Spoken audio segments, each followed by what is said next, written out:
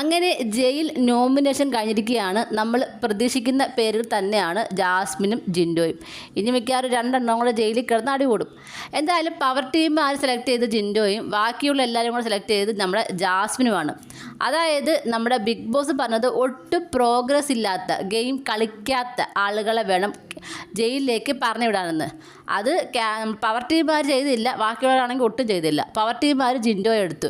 അത് അവർക്ക് ഇപ്പം ഗബ്രി ഉള്ളത് കൊണ്ട് മാത്രമൊന്നുമല്ല, ഇപ്പോൾ ഇന്നത്തെ ടാസ്കോടെ തന്നെ മുടിയനും ശരണ്യൊക്കെ ജിൻഡോയെ നോട്ടിട്ട് വെച്ചിരുന്നതായിരുന്നു. അപ്പം എല്ലാവരും കൂടെ ചേർന്ന് തന്നെയാണ് ജിൻഡോയെ എടുത്തത്.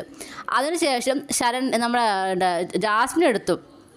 ജാസ്മിന് പറയുന്നത് കിച്ചൺ ടീമിൽ വർക്ക് ചെയ്ത് വന്നില്ല, വേണ്ട രീതിയിൽ കാര്യങ്ങളൊന്നും ചെയ്തില്ല എന്നൊക്കെ പറഞ്ഞിട്ട് തന്നെയാണ് ജാസ്മിനെ ബഹുഭൂരിഭാഗം ആളുകളും എടുത്തത്.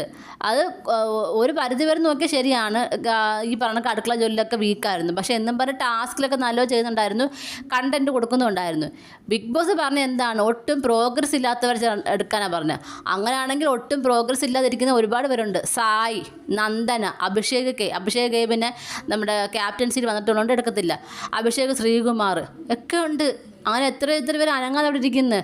അവരൊക്കെ എന്തുകൊണ്ട് എടുത്തില്ല? നമ്മുടെ ബിഗ് ബോസ് തന്നെ പറഞ്ഞത് ഒട്ടും പ്രോഗ്രസ് ഇല്ലാത്തവരെടുക്കാനാണ്. എന്തായാലും ഒട്ടും പ്രോഗ്രസ് ഇല്ലാത്ത, ഒട്ടും ഗെയിം കളിക്കാത്ത രണ്ടുപേർ തന്നെയാണ് ജയിലിലേക്ക് പറഞ്ഞു വിട്ടിരിക്കുന്നത്. എത്രയൊക്കെ വന്നാലും ഇവർ പഠിക്കത്തില്ലെന്ന് പറഞ്ഞ കണക്കാണ്. പവർ ടീമാണെങ്കിലും ബാക്കിയുള്ളവർക്കാണെങ്കിലും എന്താണ് സേഫ് ഗെയിം കളിക്കുന്നവർ അവിടെ ഇരിക്കുകയാണ്. ഇപ്പോൾ ഈ അടുത്ത ആഴ്ചയും നമ്മുടെ പവർ ടീമിനകത്ത് ശരണ്യ, ശ്രീരേഖ ഇവരൊക്കെ എന്തോ ഗെയിം കളിക്കുന്നു. ഇവരൊക്കെ വീണ്ടും സേഫ് ആവുകയാണ്. എന്നിട്ട് ജയിലിലേക്കാണെങ്കിൽ പോലും പിന്നെ ഇപ്പോൾ ശരണ്യ, ശ്രീരേഖയും ജയിലിൽ വിടാൻ പറ്റില്ല. അല്ലാതെ തന്നെ ജയിലിലേക്കാണെങ്കിൽ പോലും ബിഗ് ബോസ് എടുത്ത് പറഞ്ഞിട്ട് പോലും വീണ്ടും ഈ ഗെയിം കളിക്കുന്നവർ തന്നെയാണ് എല്ലാ ആഴ്ചയിലും ജയിലിലേക്ക് പോകുന്നത്. എന്തായാലും ഇതിൻ്റെ പേരിലാണ് നമ്മുടെ ജാസ്മിനും അതുപോലെ തന്നെ അൻസിബയും നോറയൊക്കെ വഴക്കടക്കുന്നത്. നോറയ്ക്കിപ്പം കഴിഞ്ഞ ഒരാഴ്ച കൊണ്ട് ആരും ഇല്ല ഗെയിം. ജാൻമണി ആണെങ്കിൽ പുറത്തോട്ട് പോയി, ജിൻഡോ ആണെങ്കിൽ പിടി കൊടുക്കുന്നില്ല. ഇനിയിപ്പം ഈ ഒരാഴ്ച, ഇനിയിപ്പോൾ വരാൻ പോകുന്ന അടുത്ത ആഴ്ച മൊത്തം ജാസ്മിനായിരിക്കും. കാര്യം ജാസ്മിനുമായിട്ട് വഴക്ക് തുടങ്ങുവാണ്. ഇപ്പം ഈ ഒരു പേര് ഒറ്റ എന്തെങ്കിലും തിരി കൊടുത്ത് കിട്ടിയത് ഞാൻ ആ പേരും പറഞ്ഞ് കത്തി കയറിക്കൊള്ളും സ്വയം തന്നെ. അതുകൊണ്ട് ഇനിയിപ്പോൾ അടുത്ത ആഴ്ച മൊത്തം ജാസ്മിനായിരിക്കും.